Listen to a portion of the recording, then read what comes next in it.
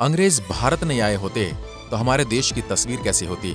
एक और जहां कुछ लोग अंग्रेजी शासनकाल को अच्छा बताते हैं, वहीं कुछ लोग अंग्रेजी शासनकाल को बुरा भी बताते हैं। हकीकत क्या है, आज मैं इस वीडियो में आपको बताऊंगा। शुरू में अंग्रेज भारत में व्यापार के उद्देश्य से आए थे, लेकिन सोने की चिड़िया भारत उन्हें इतना भाया कि अंग्रेज इस पर शासन करने की सोचने लगे, और इस तरह वो सफल भी हुए और लगभग 300 सालों तक हिंदुस्तान पर शासन भी किया। भारत को ऐसे ही सोने की चिड़िया नहीं कहा जाता। भारत में कोहिनूर से लेकर बड़े से बड़ा और हीरे जवाहरात के खजाने हुआ करते थे। अंग्रेजों के शासन से पहले भारत जितनी संपत्ति किसी देश के पास नहीं थी। आपको जानकर हैरानी होगी कि गुलामी के दौर में अंग्रेज हर साल भारत से 4 मिलियन पाउंड की दौलत ले जाया करते थे।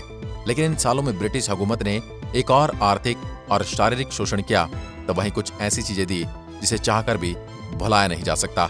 17वीं शताब्दी में अंग्रेज जब भारत आए तब उनका मुख्य उद्देश्य सिर्फ व्यापार था, लेकिन भारत की समृद्धि देख वो व्यापार के बदले वर्चस्व बनाने में लग गए ताकि हिंदुस्तान पर शासन किया जा सके। इसके लिए अंग्रेजों ने छोटे छोटे राज्यों को अपने अधीन करना शुरू किया, और जब छोटे राज्य उनके अधीन हो गए, उन्हीं की शक्तियों की वजह से बड़े राज्यों को भी अपने कब्जे में कर लिया। पूरे भारत पर कब्जा करने के बाद सबसे पहले अंग्रेजों ने भारत की कृषि व्यवस्था को कमजोर करना शुरू किया। परंपरागत फसलों की जगह किसानों को तेल, तंबाकू, कपास और दलहन जैसी फसलों को उगाने के लिए मजबूर किया गया। इन सभी फसलों को उगाने का मकसद ये था कि इन सभी फसलों को इंटरनेशनल मार्केट में बेचकर वे ज्यादा से ज्यादा मुनाफा कमाना चाहते थे। अंग्रेजों ने पुश्तैनी जमींदारों से जमीन छीनकर नए जमींदार बनाए ताकि वे अंग्रेजों के हर हुक्म का पालन करें। लगान की दर में वृद्धि की गई, जिससे पहले से कर्ज में डूबे किसानों की हालत और खराब हो गई। इसलिए कहा जाता है कि अंग्रेज हमारे देश में नहीं आए तो कृषि के क्षेत्र में भारत अग्रणी देशों में शुमार होता। इतना ही नहीं, अंग्रेजों ने भारत के कपड़ा व्यवसाय को पूरी तरह ध्वस्त कर दिया। अंग्रेज भारत में ही कपड़ा बनाने के लिए कच्चे माल सस्ते दामों पर खरीदते और इसे इंग्लैंड में तैयार करवाते। उसी माल को भारत में उचित दामों पर बेचा जाता। बाद में अंग्रेजों ने भारत में ही कपड़े बनाने की मशीनें लगवा दी। यहाँ पर इन्होंने इंग्लैंड के बदले सस्ते दामों पर मजदूर मिलने लगे, जिससे उनके व्यापार में अधिक लाभ होने लगा। इस तरह भारतीय शिल्पकारों को विदेशी बाजार में निवेश करना अत्यंत मुश्किल हो गया, और देश में मौजूद परंपरागत उद्योग ध्वस्त होकर रह गया, और देश आर्थिक रूप से कमजोर होता चला गया।